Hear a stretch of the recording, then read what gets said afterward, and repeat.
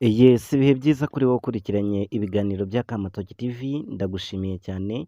Nimba ari ubwa mbere ugeze kuri iyi channel uzayisangaho filimi nyarwanda ndetse n'inkuru bishyashya, hariho nka filime yitwa Ndicuza, iri no gutanga amahirwe ku bifuza kuyikinamo. Iyi filime amahirwe yayo iyatanga gute? Ni ukureba igice kimwe cyonyine ukandika muri comment ugasigamo nimero zawe, ubundi tukaguhamagara tukagufasha gutangira kuyikinamo ndetse no guhembwa amafaranga. Icyitonderwa kuri ibi ngibi, umuntu wese wemerewe gukina muri iyi filime agomba kuba atuye mu mujyi wa Kigali. Yes, rero reka ntangire n'ikiganiro cyanjye ne kubarira umwanya, ariko kanda subscribe wibuke no gukanda like kugira ngo mbone ko ibyo nkora muba mubyishimiye. Kimwe muri byo ikikorohera uba ari cyo ukora vuba. Twihuse cyane, n'ifoto ya nyakubahwa Perezida Paul Kagame yagaragaye afite imbunda yo mu bwoko bwa Kalachnikov nk'uko bajya bakunda kuzita, yayizamuye hejuru cyane. Uretse kuba ari thumbnail ikoreshwa ku rubuga rwa YouTube mu rwego rwo gukurura abafana bareba iyo video, ubundi abakiriyeta ba YouTubers bakora bate mu Rwanda?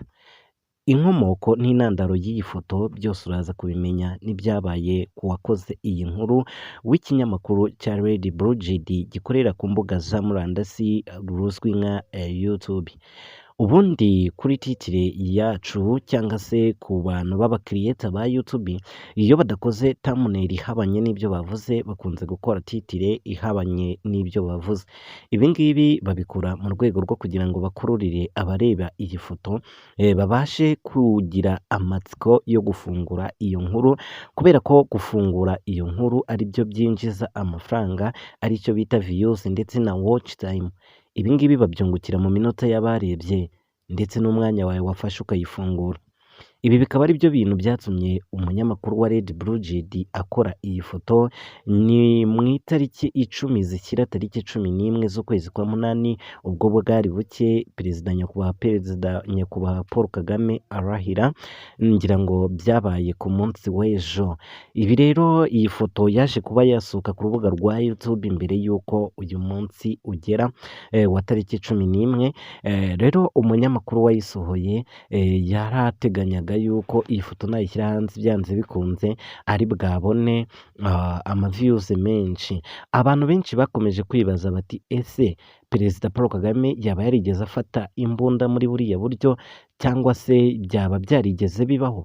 Ibi ngibi rero byatumye nanjye mfata umwanya, bitewe n'ubwinshi bw'abantu bari by'iyo foto bakibaza ibyo bibazo, byatumye mfata umwanya wanjye kugira ngo nze mbasobanurire iby'iriya foto na nkomoko yayo. Ngira ngo nk'uko nabivuze ubwa mbere, impamvu ziriya foto zikorwa, ariko mwafungura kuri iyo foto mugasanga bitandukanye cyane cyane n'ibyanditse kuri titire y'amagambo cyangwa se n'ibiri mu nkuru iri kuvugwa. Akenshi iyo nkuru yari iy'amateka yaranze Perezida Paul Kagame, ariko iriya mbunda yo wabonaga yuko nyine ari imbunda bamufatishije, ari ibintu by'ibifabrikano. Muri iyi minsi hakomeza no kugenda hacicikana video ku mbuga za murandasi, zaba iza TikTok, umukuru w'igihugu Perezida Paul Kagame ari kubyina ngira ngo ayo mavideo mujya muyabona kuri TikTok. Biriya byose nyuma y'iminsi mikeya inzego zibishinzwe, ngira ngo n'ubugenzacyaha RIB, burakomeza kugenda bukurikirana abantu babikora, mboneraho no kugira inama abantu bakora ibintu nka biriya mu rwego rwo kugira ngo baronke views cyangwa se bunguke views, ko biriya bidakwiriye. Hari abantu mugomba gukoraho ariko hari n'abantu mutagomba gukoraho. Nago umuyobozi wacu ari umuyobozi wo gukinishwa ngo mumujyane mu bintu nka biriya mba mbona mwakoze kuri TikTok.